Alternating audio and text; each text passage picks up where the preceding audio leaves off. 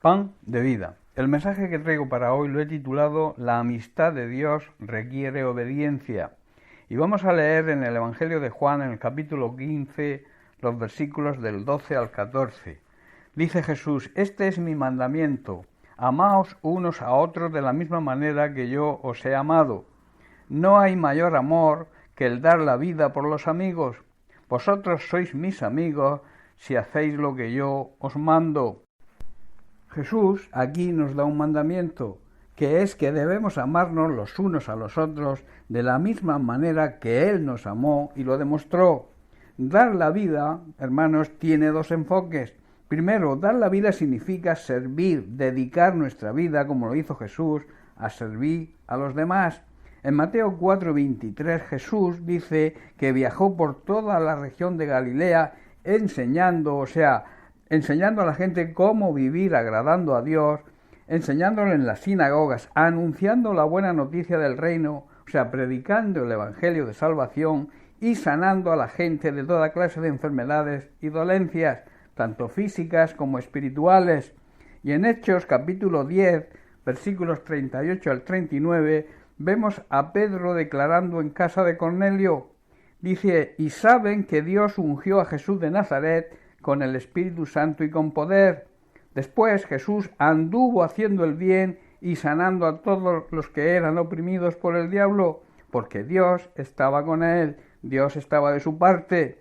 Y nosotros, los apóstoles, dice, somos testigos, testificamos de todo lo que él hizo por toda Judea y en Jerusalén.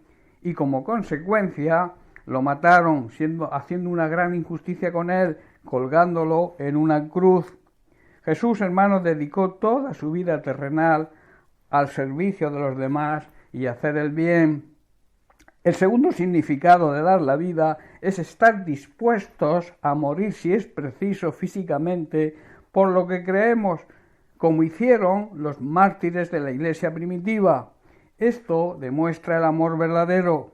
Si realmente amamos a Dios, estaremos dispuestos a servirle con la excelencia que se merece, llevando a cabo y cumpliendo todos sus mandamientos. En Efesios capítulo 2, verso 16, vemos a Pablo indicando otra demostración del amor de Cristo, cuando dice: Cristo nos reconcilió a ambos grupos con Dios en un solo cuerpo por medio de su muerte en la cruz, y quitó la hostilidad, la enemistad que había entre nosotros. Esa enemistad quedó destruida. Así, de esta manera, Jesús demostró su gran amor hacia nosotros. Ese gran amor muestra su deseo para que podamos ser sus amigos. Por este motivo, en Juan 15:13, Jesús afirma: nadie tiene mayor amor que este, que uno ponga su vida por sus amigos.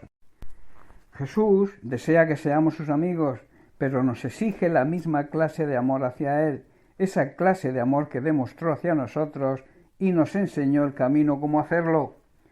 Este es mi mandamiento, dijo Jesús: amaos unos a otros de la misma manera como yo os he amado. Jesús está diciendo: debéis estar dispuestos a que vuestra vida sea una vida de servicio a los demás, que la dediquéis a ese propósito. Debéis también estar dispuestos a morir físicamente si es necesario, antes de negarlo, antes de negar nuestra fe en Él. Esto es lo que significa poner nuestra vida por Él y así poder ser su amigo, demostrándole nuestro amor y esa amistad hacia Él. En Juan capítulo 13, verso 37, vemos una conversación que tenía Jesús con sus discípulos. Le dijo Pedro: Señor, ¿por qué no te puedo seguir ahora? Mi vida pondré por ti.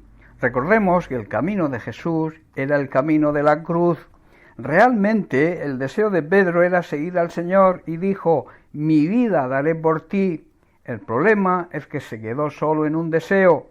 Jesús sabía y sabe hoy que esto es difícil. El camino hacia la cruz es difícil. El crucificar nuestro yo es muy difícil. Por eso le dijo a Pedro en el versículo 38: ¿tu vida pondrás por mí, Pedro?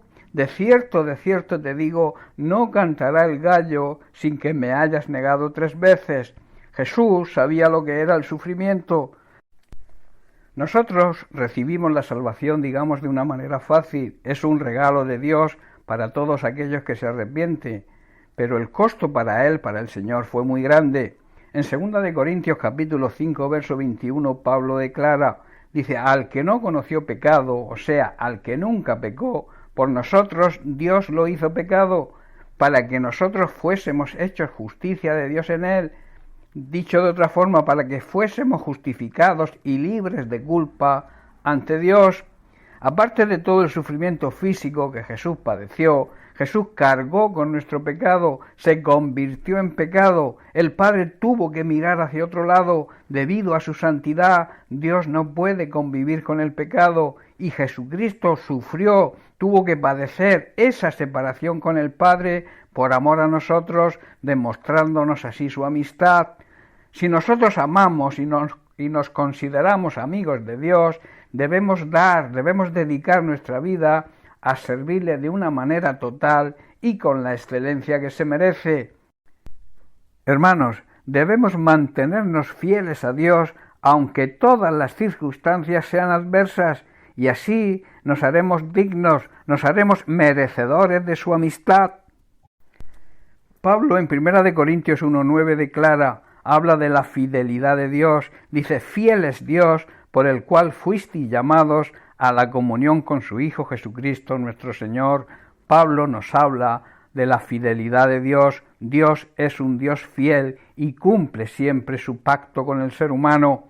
Quiero concluir con un versículo que se encuentra en 1 de Samuel capítulo 2, verso 30. La segunda parte dice, yo honraré a los que me honran, y los que me desprecian serán tenidos en poco. Dicho de otra forma, Dios nos considera sus amigos y nos honra cuando nosotros le honramos a Él y le demostramos nuestro amor y nuestra amistad. Bien, pues hasta aquí el mensaje de hoy. Bendiciones para todos. Un abrazo.